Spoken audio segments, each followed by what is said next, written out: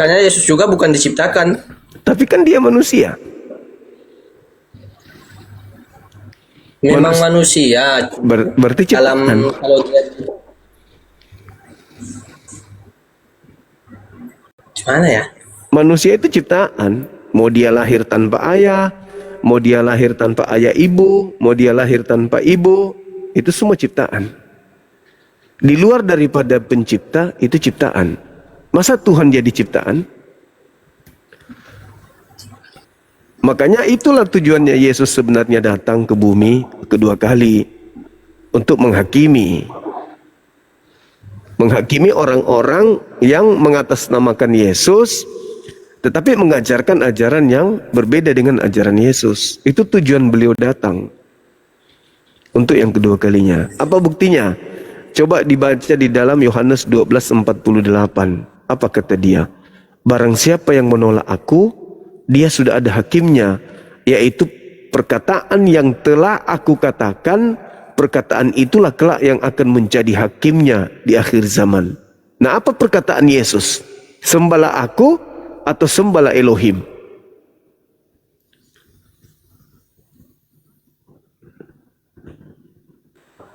Hamba Elohim Bang cuma.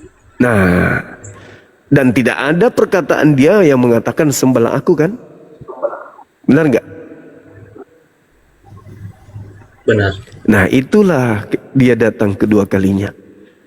Karena kalau dalam Islam kan, di dalam Al-Quran surah Al-Ma'idah kan ditanya tuh, wahai Nabi Isa, nanti kalau setelah kehidupan ini, Nabi Isa akan dihakimi oleh Allah.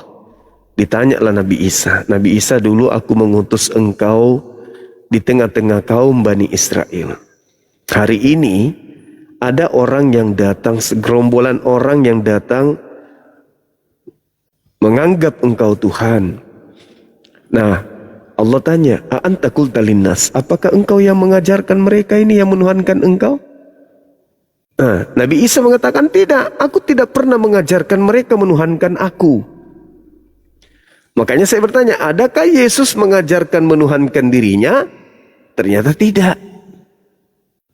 Adik ini pun mengatakan tidak. Yesus memang tidak pernah. Nabi Isa memang tidak pernah. Nah, kenapa kemudian kalian menuhankan? Berarti ada yang memalingkan ajaran Yesus menjadi bukan ajaran Yesus, tapi mengatasnamakan Yesus. Karena memang Yesus mengatakan, waspadalah kepada penyesat yang datang kepadamu memakai namaku. Mereka akan menyesatkan banyak orang. Nah, ternyata data yang ada di dalam Al-Quran, di Al-Ahqaf ayat 6, wa idza husyiran nasu kanu lahum a'da wa kanu bi ibadatihim kafirin. Di situ ayatnya mengatakan begini.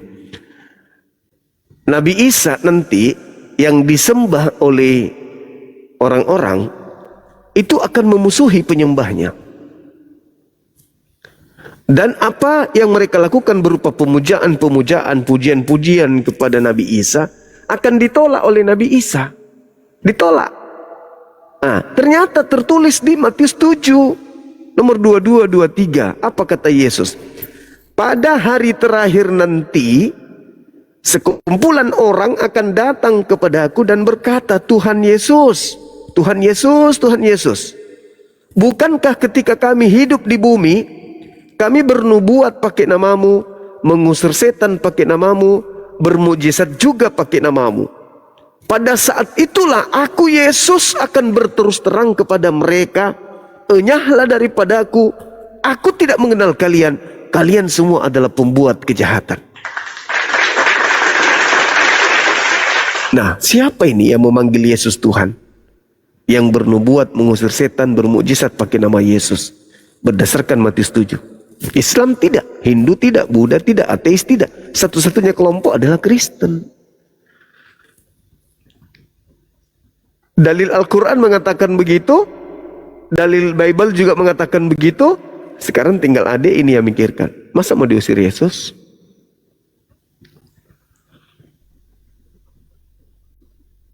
Kan itu poinnya. Nah, kenapa orang-orang dewasa ini kan adik ini kan masih anak-anak, kupikir ya. Kenapa orang dewasa, kenapa pendeta pastor masih nyaman dalam kekristenan? Padahal dia tahu dalil itu. Kenapa? Satu, iblis tidak menginginkan mereka keluar dari Kristen. Yang kedua, orang-orang Kristen ini merasa nyaman. Kenapa merasa nyaman? Karena tidak ada kewajiban. Mereka tidak ada kewajiban, tidak ada yang wajib di dalam agamanya. Semua boleh dimakan, semua boleh diminum, tidak ada perintah wajib. Mereka ke gereja sekali seminggu, itu pun cuma pergi nyanyi-nyanyi. Tetapi hidup mereka merasa ada yang tanggung, dosa-dosa mereka ada yang tebus, dan mereka dijanjikan langsung masuk surga. Bagaimana mereka orang Kristen tidak bertahan di agamanya? Sedangkan melihat Islam ribet. 5 kali minimal harus sholat, sujud, terus sujud. Ini makin ribet. Jadi iblis mengatakan, di sini lebih nyaman. Kau dijamin masuk surga. Kamu tidak perlu lagi sungkan, tidak perlu lagi ada yang kau dilarang makan, tidak boleh lagi kau minum ini, nggak boleh, tidak ada lagi. Sekarang kau sudah dibebaskan. Nah, itu tertulis di mana? Galatia 5 nomor 1. Kristus telah memerdekakan kita dari kuk penghambaan, maka jangan lagi kau mau diatur. Kamu sekarang bukan lagi hamba Tuhan, kamu sekarang anak Tuhan. Kolose 2 nomor 16. Janganlah kamu mau diatur tentang makanan-makanan, tentang minuman-minuman, tentang hari Sabat, hari raya. Jangan. Sekarang kau bebas karena kau bukan lagi hamba. Sekarang kau ini adalah anak. Jadi sebagai anak, engkau pewaris surga. Mau kau menyembah, mau tidak menyembah, kau pewarisnya. Tetap kau yang punya. Nah, itulah yang menjadi kenikmatan-kenikmatan yang ada di agama Kristen, sehingga orang betah di sana. Meskipun dia sudah tahu bahwa Matius 7 adalah mengancam orang-orang yang menyembah dirinya, menyembah Yesus, memanggil Yesus Tuhan, bernubuat, bermujizat, dan seterusnya. Nah, orang yang memikirkan tentang keselamatannya, orang yang memikirkan tentang keselamatannya di kehidupan berikutnya, tidak akan menghabiskan waktu dengan berpangku tangan. Yang penting dosaku sudah ditebus. Saya sekarang tidak perlu lagi kemudian melakukan ini, dan ini. Sekarang saya sudah menjadi anak Tuhan. Iya, dalam pikirannya, dalam angan-angannya begitu. Tapi pada faktanya Yesus akan turun ke bumi untuk menjadi hakim. Dan penghakimannya itu, sekali lagi saya katakan, berdasarkan Yohanes 12 nomor 48. Bahwa dia akan datang menghakimi manusia berdasarkan dengan ucapan dia yang pernah dia ucapkan di tengah-tengah Bani Israel. Nah, adakah dia mengajarkan pada saat itu untuk menjadi Kristen? Nggak ada. Adakah untuk menyembahnya? Nggak ada. Adakah untuk makan babi? Nggak ada juga. Adakah untuk tidak bersunat? Nggak ada juga. Jadi apa yang saudara kami lakukan Kristen hari ini, semuanya akan ditolak oleh Yesus nanti ketika datang kedua kalinya. Makanya dia sebagai hakim, karena ada yang terdakwah. Siapa yang terdakwah? Mereka yang memakai nama Yesus tetapi tidak melakukan perintah-perintah Yesus. Sekira begitu, Adinda. Silakan. Yalah Bang.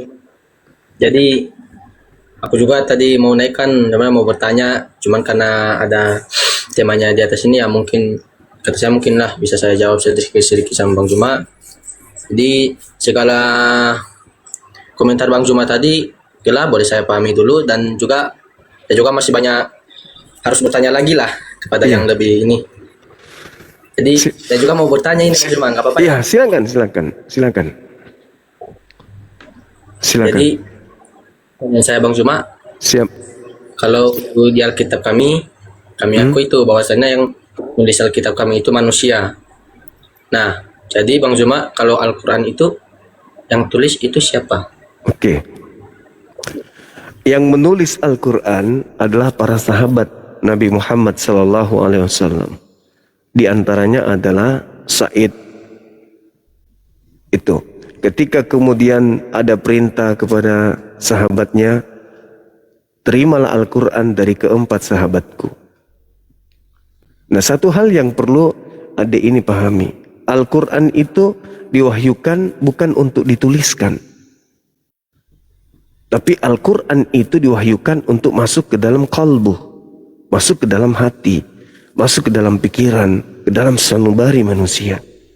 Maka sejatinya Al-Quran itu dihafalkan. Karena Al-Quran turun masuk ke dalam hati manusia, bukan masuk ke dalam kertas. Itu Al-Quran. Cuman pada masa itu, para penghafal Quran banyak yang meninggal dunia. Maka para sahabat mengambil kesimpulan, ini bahaya kalau dibiarkan, nanti penghafal mati semua. Maka dibukukanlah Al-Quran itu pada saat itu.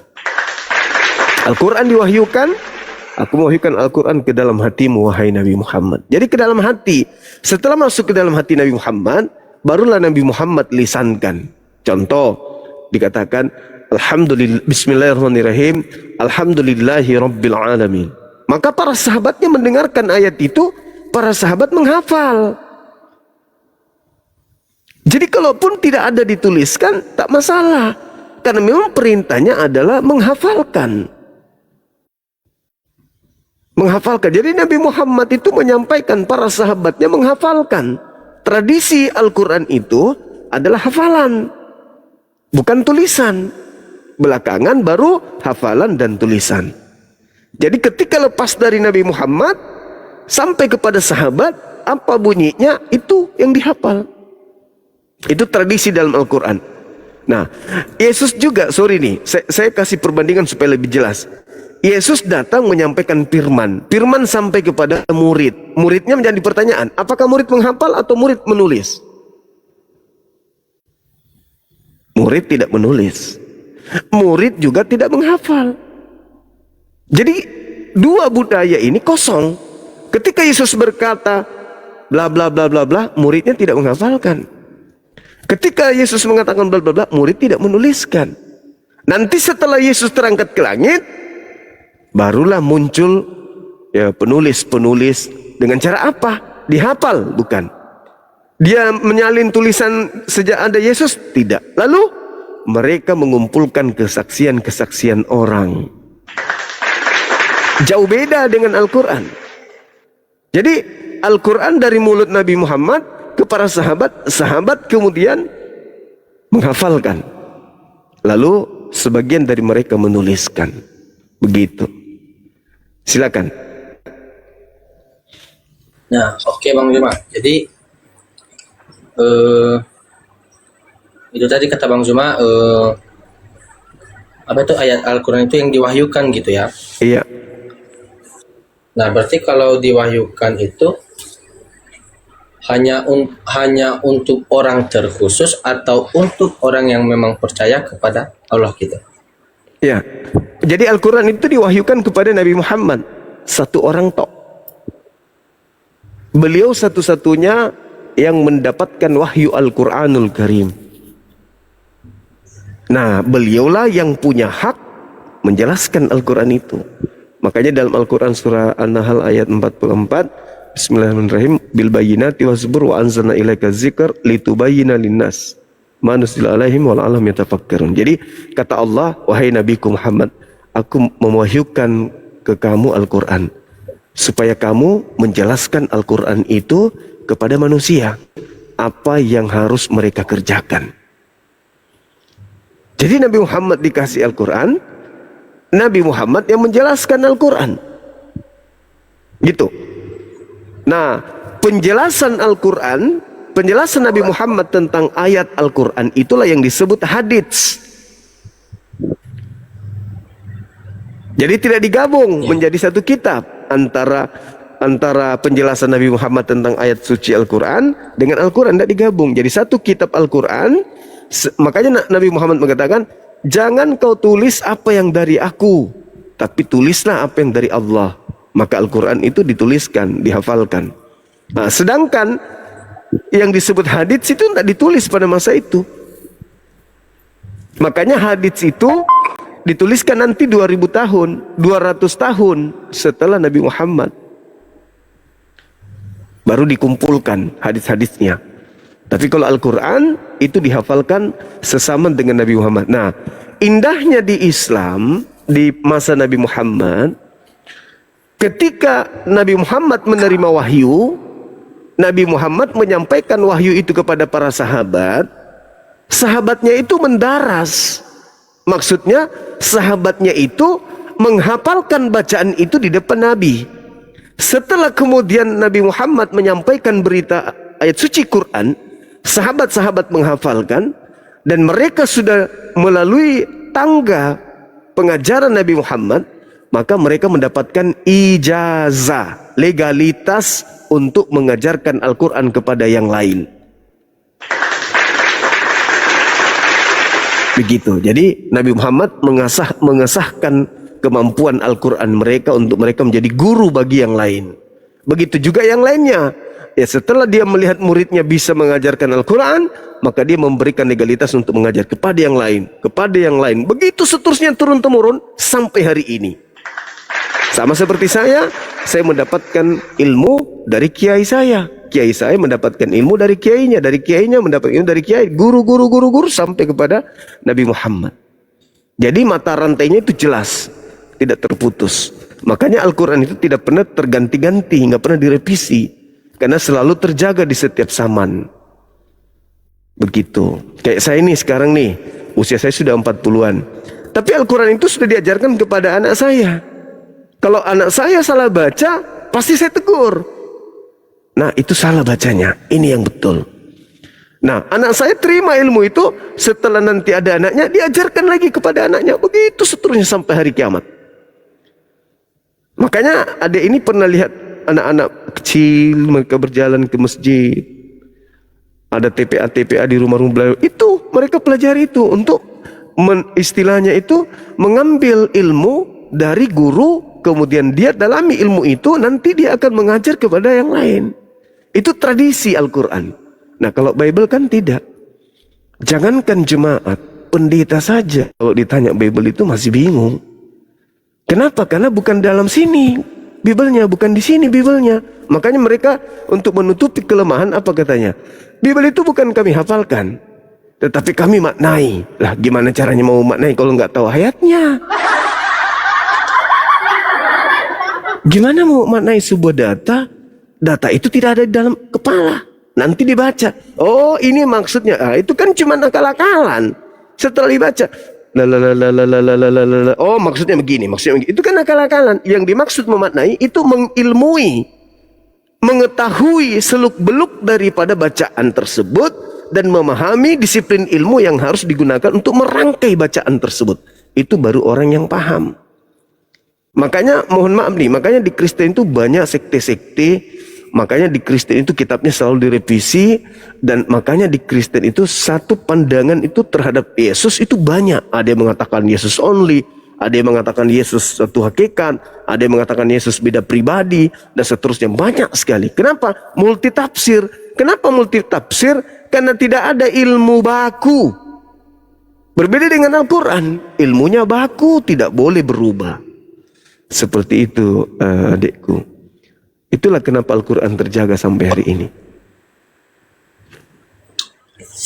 Oke Bang Juma, jadi inti pembicaraan saya tadi juga kan bahwasanya saya mengatakan Al-Quran itu ditulis oleh siapa?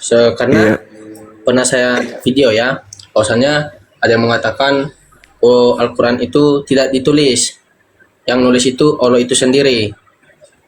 Nah, jadi dari penjelasan Bang Juma sendiri, bisa ya saya menyimpulkan itu bahwasanya yang menulis itu tadi, yang menulis Al-Quran menurut Bang Juma tadi ya, itu sahabat-sahabat Rasulullah ya. Iya, betul. Berarti otomatis kalau dibilang dia dari sahabat Rasulullah, berarti itu manusia ya Bang Juma. Manusia, betul, manusia.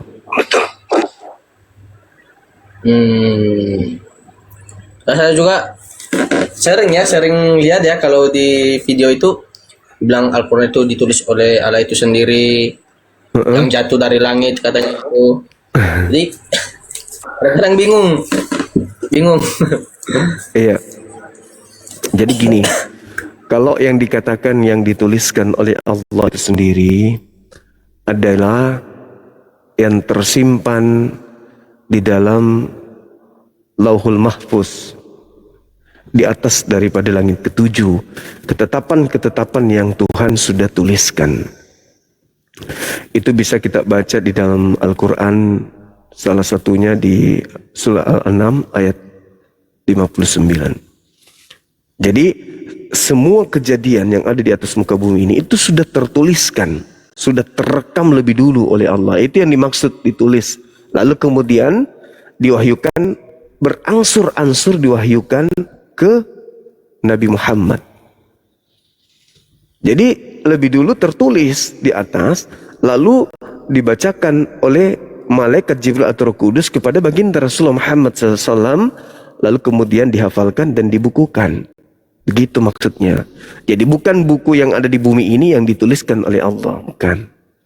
Yang menulis sahabat-sahabat Rasulullah yang menulis Al-Quran itu di bumi. Ada Said bin Zabid, ada siapa lagi, Zubair bin Awam. Pokoknya banyak sahabat Rasulullah yang menulis Al-Quran, termasuk Muawiyah. Nah, dan orang-orang yang menuliskan itu sesama dengan Nabi Muhammad, sahabat dengan Nabi Muhammad, bukan orang yang jauh hidup setelah Nabi Muhammad. Itu adalah orang-orang yang hidup sesama, sahabatnya, sahabat beliau. Said bin Zabid misalnya, itu adalah sahabat beliau. Begitu. Yang Bang, oke. Ngerti. Jadi soalnya ada lagi sih pertanyaan saya, cuman baterai saya sekarang nih.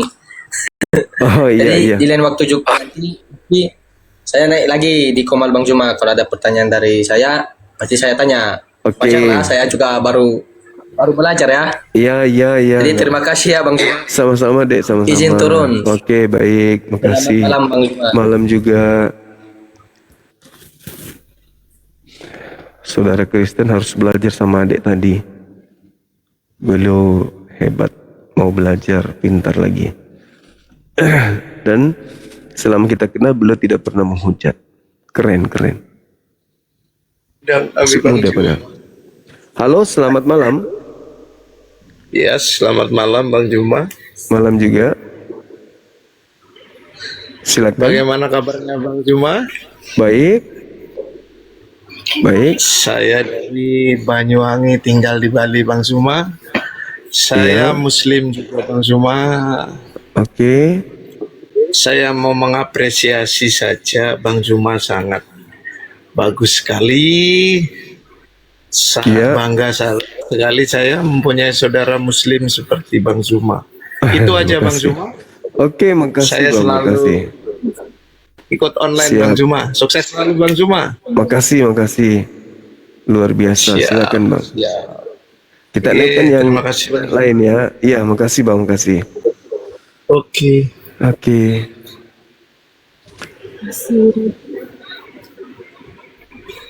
Halo, semangat malam. Mas.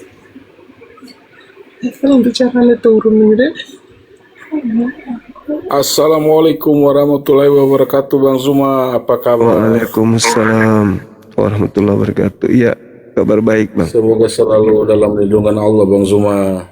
Amin. Mau menyapa saja Bang Zuma, terima kasih. Siap. Dari Kota Kupang, Siap Abang. Kasih. Nusa Tenggara Timur, Siap. daerah minoritas. Iya. Siap Istiqomah Bang, aja terima Bang. kasih banyak Oke, ya Bang. Bang, siap. Makasih. Assalamualaikum. Waalaikumsalam warahmatullahi wabarakatuh.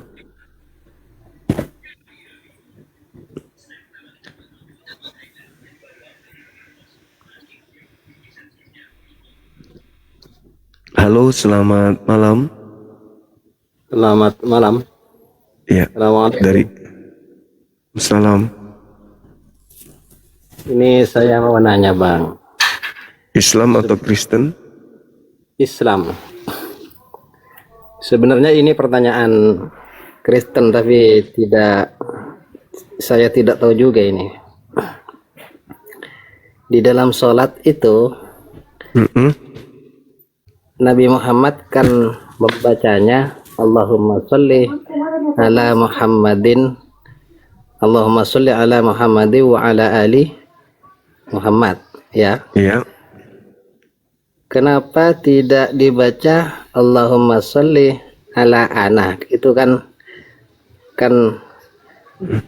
apa namanya itu ya, berdoa Oke, kepada saya sendiri. jawabannya sederhana, Bang. Iya. Ajarannya kan mengatakan sallu kama raaitumuni usolli. Salatlah kalian sebagaimana kalian melihat aku salat. Nanti kalau dia bilang ana, maka umat Islam semuanya mengatakan ana. Iya. Ada lagi?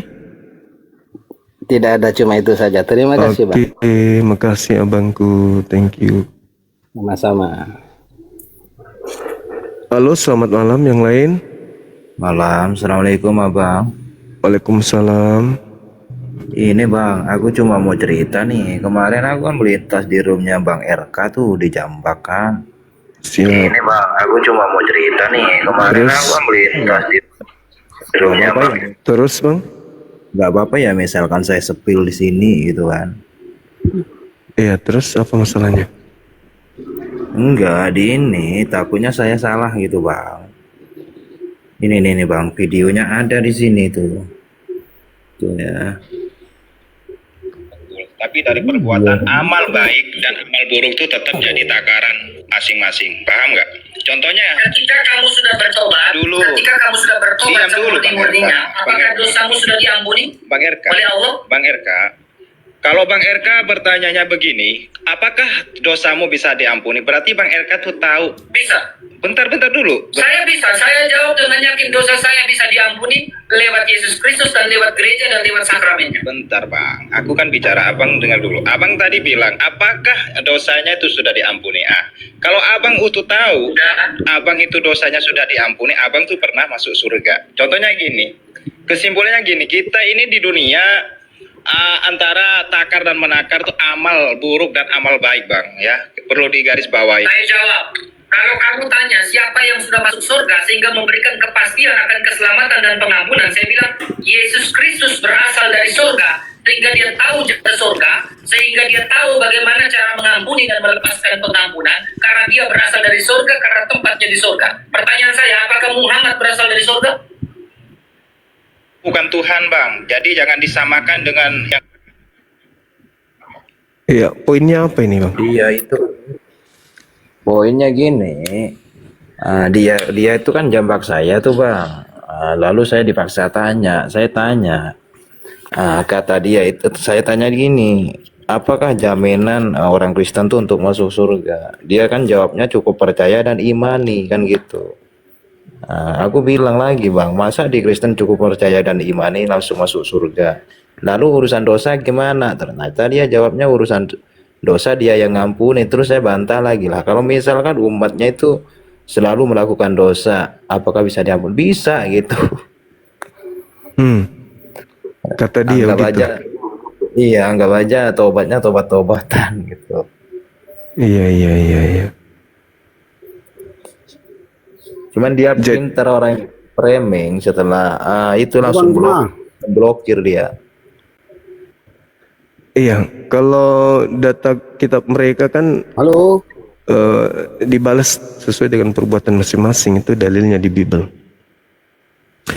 Iya, halo saudara kapal laut.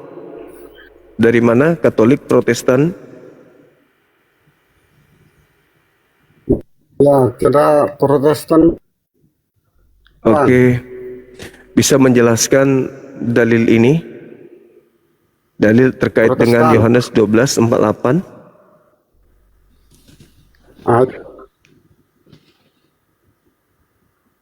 Coba abang bacakan gimana bang? Coba. Barang siapa yang menolak aku, tidak menerima firmanku, dia sudah ada hakimnya, yaitu perkataan yang telah aku ucapkan, perkataan itulah yang telah aku ucapkan tersebut, yang akan menjadi hakimnya nanti di akhir zaman. Nah, saya sedikit agak bingung ketika Yohanes 12:48.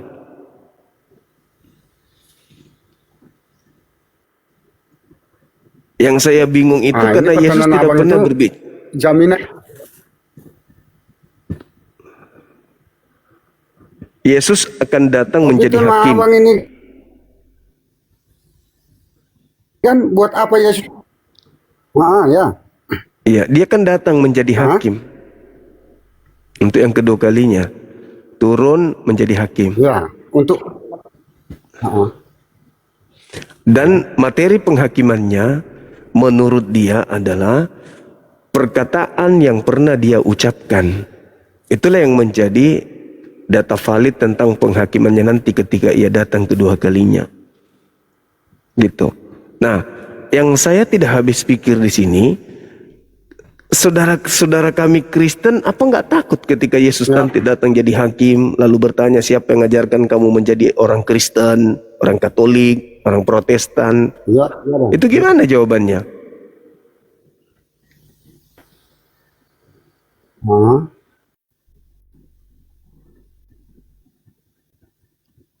Nanti kalau Yesus tanya siapa yang mengajarkan kalian menjadi Protestan, Katolik, Advent, apa jawaban saudara Kristen? Cuman kita kalau kita Kristen itu kan udah paham itu, Bang.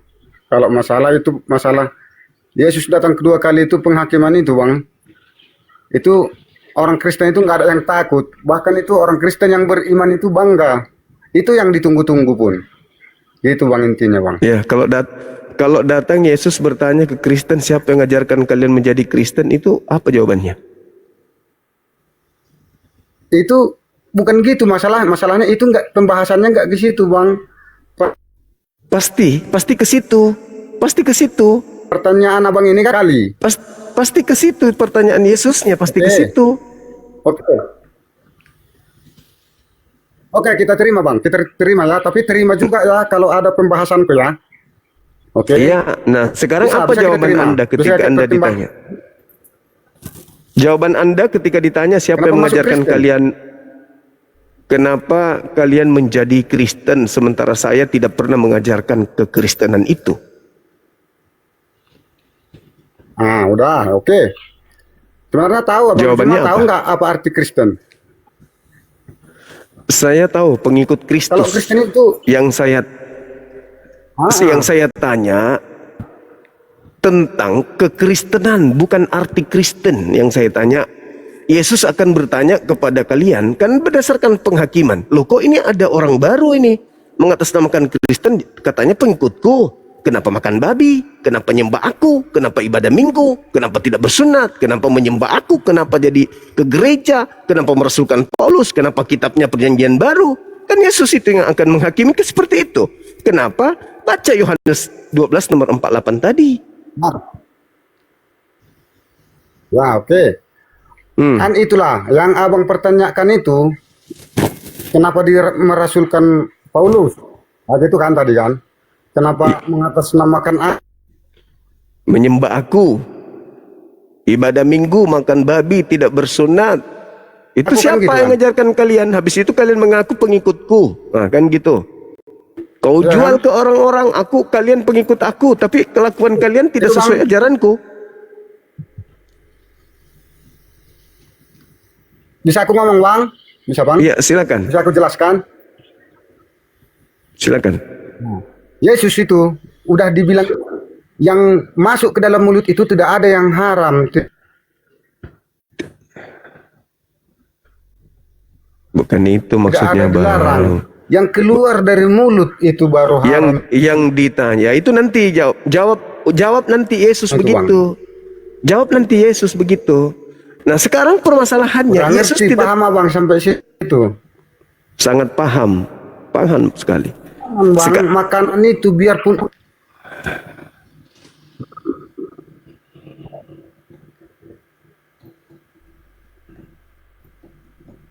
Gimana coba?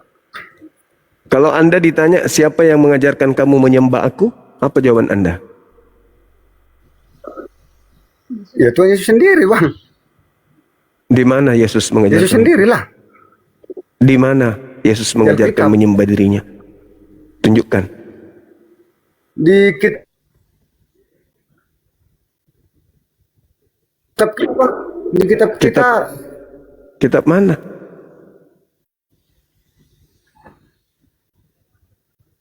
udah dibilang Yesus itu. Di mana? Di Nggak mana? ada yang sampai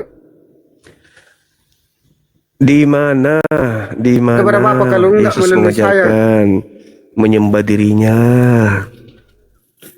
Di mana Yesus mengajarkan menyembah dirinya? Di mana? Katanya.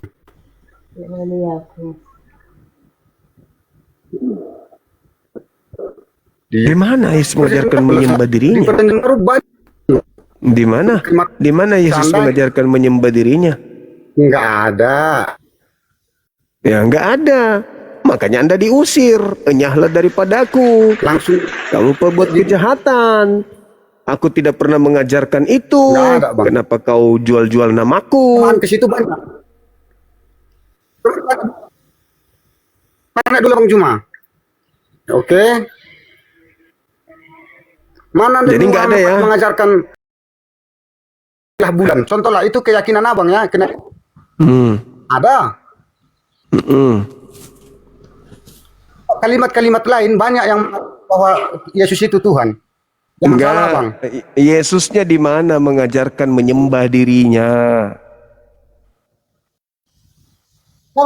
Jangan langsung tuduh poin ke situ, Bang. Itu harus. kalimat yang persamaan Karena itu banyak. Tadi kan Yohanes 12:48, barang siapa yang menolak aku tidak menerima firmanku. Itu jelas itu. Ya. Dia sudah ada hakimnya, yaitu firman yang telah, perkataan yang telah aku katakan, perkataan itulah kelak yang akan menjadi hakimnya. Nah, mana perkataan Yesus untuk menyembah dirinya? Ada enggak? Abang kan langsung abang tekankan sama perintah Yesus untuk menyembah aku itu enggak ada pastinya. Ya. Tapi jangan kata-kata lain. Berarti Anda akan dihakimi Yesus. Itulah yang jadi masalah besar. Karena Anda melantik dia menjadi Tuhan sementara dia bukan Tuhan. Gitu loh. Artinya sudah, Yesus memang datang menjadi hakim karena kalian terdakwah. Kalian kenapa menyembahku? Aku bukan Tuhan, yang Tuhan itu yang mengutusku. Gitu. Maka siap-siaplah Kristen ini dikasih tendangan penalti sama Yesus, masuk ke neraka. Gitu, Bang.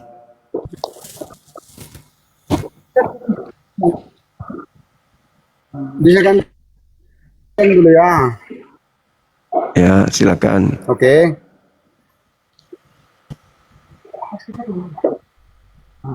Gini Bang, kalau Ya. sebenarnya aku masuk ke room abang ini, kita tukar pikiran aja. Kalau untuk menang, jujur Bang, itu kita pikiran bijak ya. Kita pikiran bijak aja ya, nggak usah ingin menang, pengen itu.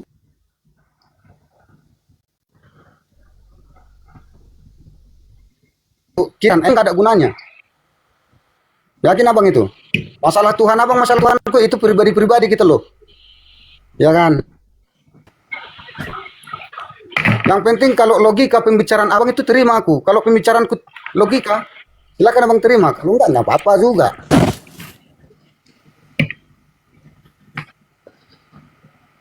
Paham abang kan?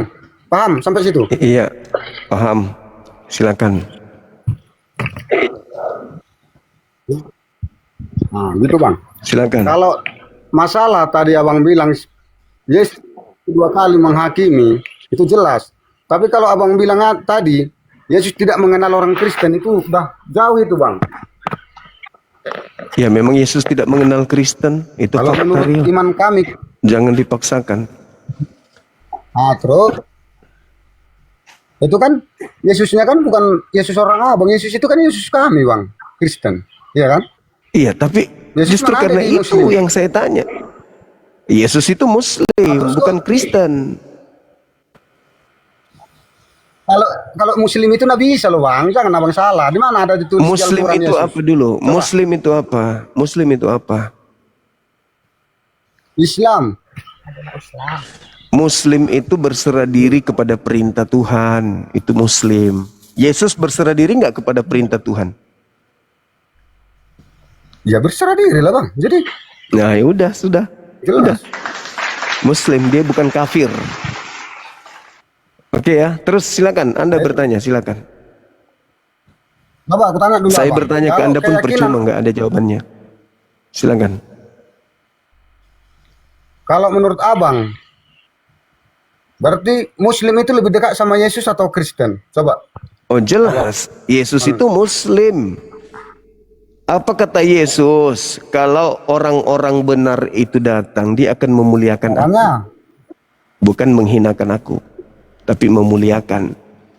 Nah, kami memuliakan Yesus, bukan menghinakan Yesus. Tidak seperti Kristen, segala hinaan dilontarkan ke Yesus. Coba ulang bang, cemana katanya? Kemana tadi? Di dalam Yohanes 16 dikatakan di data nomor 12-13-nya Yesus mengatakan, kalau roh kebenaran itu datang, dia akan memuliakan aku. Nah, sementara kamilah orang Islam ini yang memuliakan Yesus. Sementara Kristen, seluruh penghinaan di atas muka bumi ini dilemparkan ke Yesus. Kristen itu agama yang sangat menghinakan Yesus. Berarti kami lebih Bisa dekat ke Yesus daripada Kristen. Ya gimana? Satu contoh, coba mana pendekatan orang abang sama orang Islam sama Yesus? Yuk, coba. Ya, kami mengatakan bahwa Yesus itu adalah manusia suci.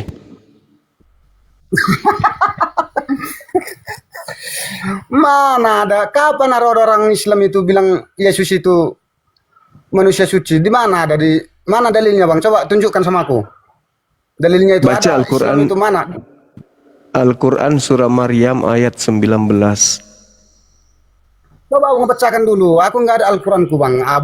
Di situ dikatakan bahwa aku adalah Roh Kudus yang datang kepadamu Maria atau Maryam untuk memberitakan tentang lahirnya seorang anak laki-laki yang suci. Jangan abang ganti bang. Itu di situ itu Nabi Isa bukan Yesus. Jadi kalau kita bicarakan Yesus itu dah Kristen itu. Kalau Nabi Isa bisa masuk sama orang abang. Itu terus kenapa gereja-gereja kalian sebut gereja Isa Al-Masih? Bang. Kenapa gereja kalian disebut gereja Isa Al-Masih? Enggak ada. Mana? Inilah Kristen. Kalau pengikut Paulus begini, kalau nggak dusta bukan pengikut Paulus. Kenapa kalian menyebut kitab kalian dengan sebutan Alkitab? Itu kan punya Nabi Isa. Kenapa Anda menyebutnya Alkitab? Kok punya Nabi Isa pula? Di mana Yesus pernah menyebut kata Alkitab?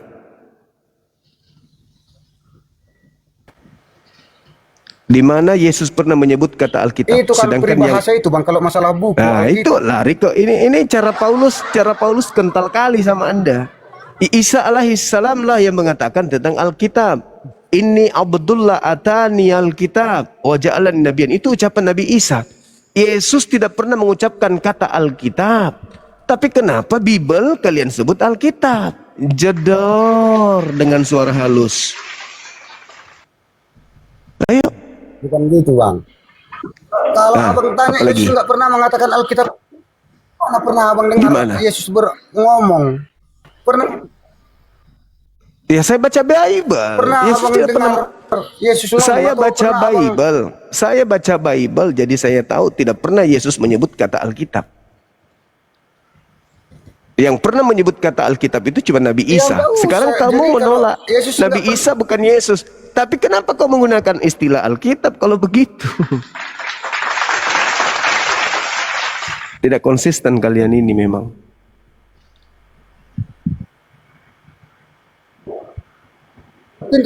Abang itu, makanya kita pikir itu harus sadar bang, waras. Nggak bisa kayak kalau waras kamu nggak mungkin jadi Kristen abang. Kalau di mana Yesus pernah menyebut kata Alkitab? Hanya bisa gitu, hanya bisa begini jawabannya. Tunjukkan mana? Di mana Yesus pernah menyebut kata Alkitab? Ayo, hanya bisa begitu bang. Bisa nggak? Begitu doang jawabannya. Apa? Kenapa? Apa maksudnya? Biar ku jelaskan, ku bilang. Ya, silakan. Ku buat menjelaskan. Iya silakan Anda ngarang-ngarang, silakan. Saya sudah hafal karakter pengikut Paulus. Silakan Anda ngarang. Jelaskan. Silakan bang. Tanya dulu abang. Pernah nggak kalau di Jepang apa nama mobil? Itu abang. Nggak tahu aku. Kodok mungkin. Yang buat mobil kan Jepang. Tidak Kereta lolos kereta ini, ilmu maaf. Paulus. Anda tidak lolos di sini, tidak lolos. Tidak lolos ilmu Paulus, Anda nggak lolos. Di mana Yesus pernah menyebut Alkitab? Jawab dulu, di mana Yesus pernah menyebut kata Alkitab itu di mana? Makanya bang, kita nggak bisa seapa ini. Kok makanya? Jalan kalau kayak gini. Saudara tidak bisa menipu kami umat Islam. Maafkan saya. Nipu, kita kan tukar. Iya, tukar Artinya pikiran, gini, tapi bisa- pikiran Anda tidak bisa saya pakai karena pikiran Anda itu pikiran cencorang, nggak bisa kupakai, maaf. Tidak bisa, pikiran saya mau ditukar dengan pikiran Anda terlalu jauh. Terlalu jauh. Pikiran saya, pikiran orang waras, Anda sendiri irasional. Di mana Yesus pernah menyebut kata Alkitab? Itu dulu. Udah aku bilang itu nggak perlu sebenarnya bang. Kok Itu nggak perlu? penting. Sekarang kitab Anda sebut dengan sebutan Alkitab. Dari mana dasarnya? Sedangkan yang menyebut kata Alkitab itu Nabi Isa. Kutanya lah dulu, kan tadi kutanya abang kan. Bertanya lagi? Ya, silakan. Biar kita bisa nyatu, biar bisa kita saling mengerti. Makanya jawab dulu pertanyaanku. Abang tahu nggak siapa pencipta bola lampu? Siapa yuk? Peter Sapang.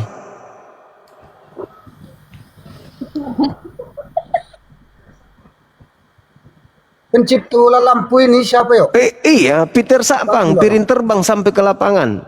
Peter Sapang. Kenapa? Pikiran orang Islam ini nggak bersih. Alah. Itulah asal-asal ngomong aja. Apa hubungannya coba dengan dialog kita malam ini? Apa hubungannya? Anda kan menolak tadi Nabi Isa bukan Yesus. Kan begitu. Nah sekarang kalau Nabi Isa bukan Yesus, kenapa Anda menggunakan istilah Alkitab?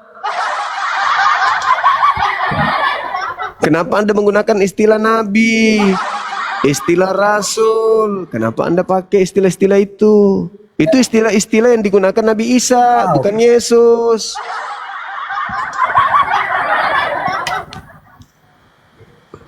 Tidak nyampe ke situ bang. Makanya aku bilang, siapa pencipta bola lampu? Aku bilang. Abang bilang Peter tadi, Sapang. piring pecah. Udah dibilang. Peter Sapang, apa rupanya? Thomas Alva Edison, kan ya kan? Udah. Itu versi Anda mungkin. Kalau saya Peter Sapang, teman saya. Coba biar ku jelaskan dulu. Coba dengar. Silakan. Ya. Mati lampu PLN. Apa nama bola lampu ini dibuat Thomas Alva Edison, pembuatnya, penciptanya. Apa namanya? Tanya Swallow. Kenapa nyampe sama abang jadi bola lampu namanya? Oh, Karena karena abang bilang itu bola lampu. karena itu bahasa Indonesia. Berarti tahu itulah jawabannya bang. Jadi jangan tuntut sama aku. Oh ya. Alkitab maksudnya apa itu? Alkitab itu bahasa apa? Kitab Alkitab itu tahu itu- abang artinya kan? Apa? Bahasa apa Alkitab itu?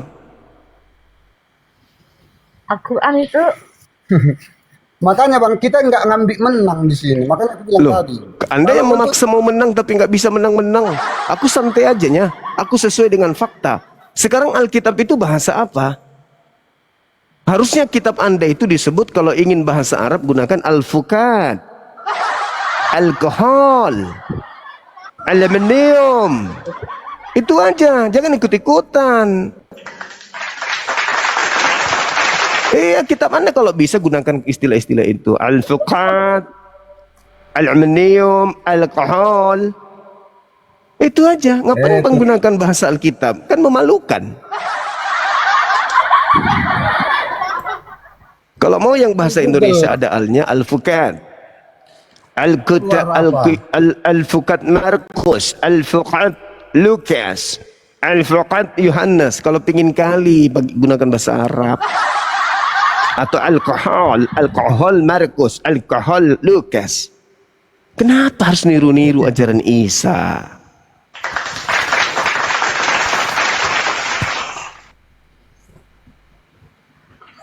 Cuman abang nanti gini bang, Alkitab tahu abang abad keberapa? Mulai ngaco. Mulai ngaco. Anda harus tahu Lahirnya Katolik yang ada hari ini itu adalah Katolik yang terbentuk di abad ke-11. Protestan yang ada hari ini itu adalah agama baru yang terbentuk di abad ke-16. Islam datang di abad ke-7, lebih duluan Islam daripada Katolik. Ayo. Apa ketawa? Segigi. Segigi. Segigi. Ngaco. Oke. Balau. Perpecahan antara Ortodoks dengan Katolik itu di abad ke-11, Bapak. Kesian deh loh. Makanya belajar, jangan terlalu banyak makan babi. Kerja kau hanya makan babi aja terus. Belajar dek, belajar. Belajar itu penting biar waras.